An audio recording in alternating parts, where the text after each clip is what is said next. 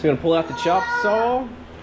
You need to get you a good chop saw. These things are nice to have. You need to get you a little buddy that won't leave your air conditioning on or off. Turn on the Pro Motocross race. Clean up your garage, because my garage is filthy. It's driving me nuts. But the other big key here is a good old apron. Good work apron for the garage. Keep you nice and clean. Don't get greasy, dirty.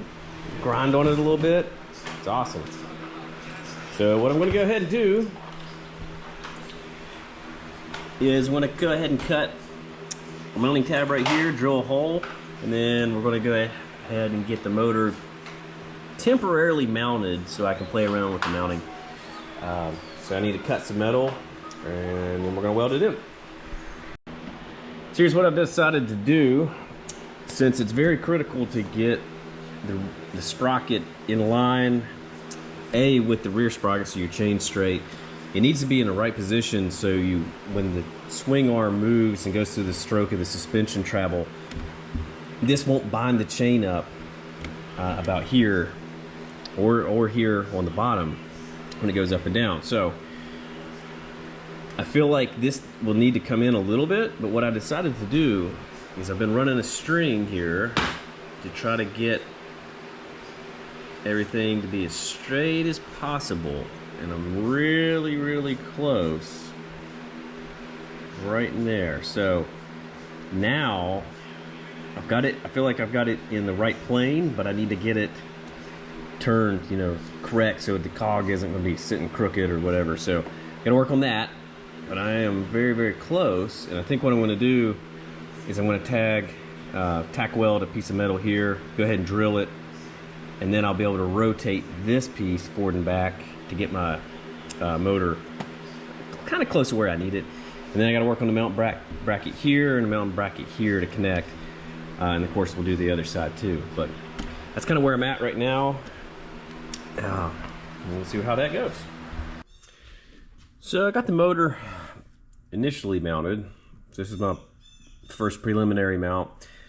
Now what I want to do is I want to start working on the tube that's going to go over the swing arm axle, and then I'll probably run a mount underneath here over to this bracket, and then after that my game plan is to start working on the battery. So I feel like I've got this pretty straight and aligned with the back. I've ran a string to the front, got this stringed up, so now I'm going to do this. So this was a used bike, and we can kind of look under here how poor everything looks. So it is feeling pretty stiff, so I need to check the bearings. I think the bearings are seized, so I might have to get new bearings, but we'll go ahead and clean all this up, this nastiness. But I'm going to go ahead and drop the shock out of the back so I can get back here and work and have some space. And then I'm going to try to just clean everything up the best that I can, because it's kind of grungy looking. All right, so ordered some aluminum tubing.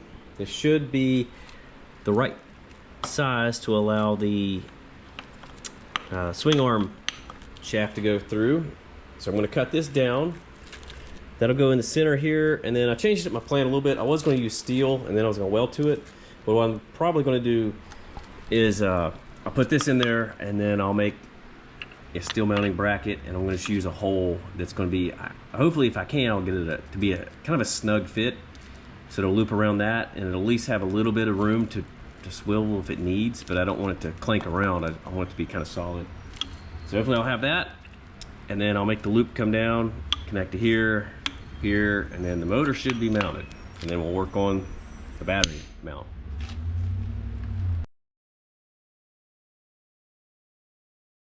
All right, so I wanted to share the progression that I've made on the electric dirt bike build here. So we started out 3D modeled the main mounting areas on this motor.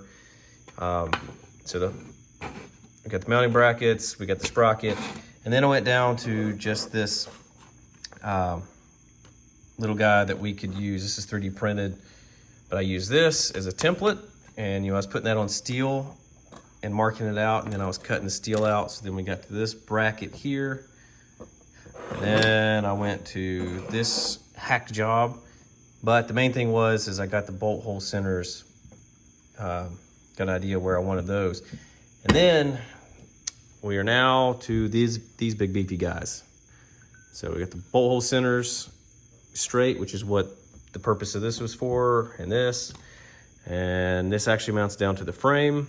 And then now this looks really janky, but this is actually going to be where the swing arm goes through. I have an aluminum tube that I was going to use, which is going to be here, but I can't weld to aluminum. One, because I don't have an aluminum welder, but two, because I'm using mild steel. So I kind of came up with this janky idea here, but it gave me a flat surface to weld to. We'll see if it works. The axle does slide through it, so. All right, so we got the frame, motor frame mounting brackets fully built.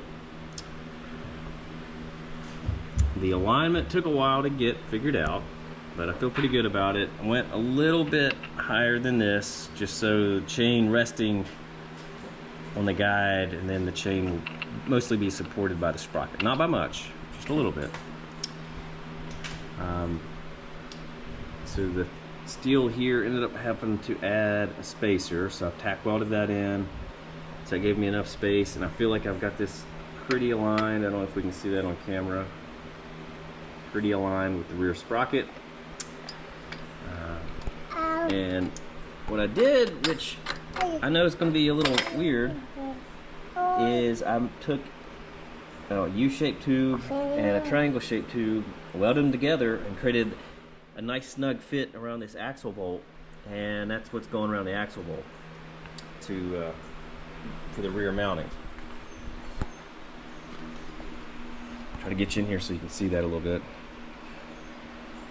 You know, it's kind of crude, but you know, everything's still loose. But you know, I think it's going to work, because really this doesn't pivot in here. This is locked into place. This pivots on the bearings, and the bearings are fine. So this, you know, the motor is not going to pivot. So I think really it's all fine. And you kind of can see what I did here. I went with some a little bit larger hardware on the brackets, just because. Got it mounted on the bottom, got the through bolt in the back. Now we got to figure out the battery. So the battery, this will come out. I'm probably gonna have to hack these off, these two mounting tabs and this tab, and that should give me enough room to get it down in there.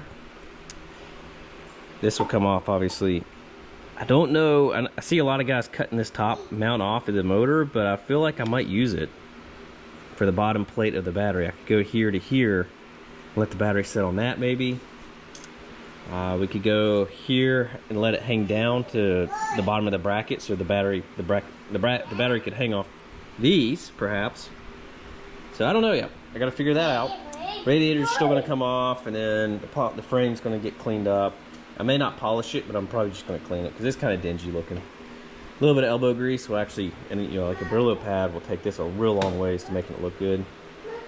And then the motor controller should fit in here. I want to try to keep as much plastic as possible, because you know, this plastic holds up the weight of the seat, which I need.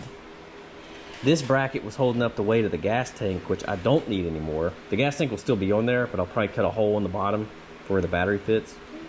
Or maybe, I don't know. We gotta figure that out. But this will stay the same. All this can change. I want to keep as much as possible. That way it's protected and covered from the elements. But we'll see where we go.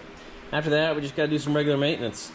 Back brake, I don't even know what's going on with that. The shoe has actually came out of the location where it needs to be, so I gotta figure that out. The headset is stiff as can be. You can probably hear it. Well, it's gonna prove me wrong. I can hear it. If you put some weight on it, you can hear it. And it, plus it's stiff, real stiff. So I know that thing's dry as a bone. Otherwise, the front rotor's bent. I wanted to get a new rotor. It locks itself up, so you know. Otherwise, we'll figure things out and get it going. I'm excited to ride it though. I already got plans to build one for my wife. Hers is going to be a little pit bike with a smaller battery. So yeah, I think it'll be fun. I'll keep you guys posted.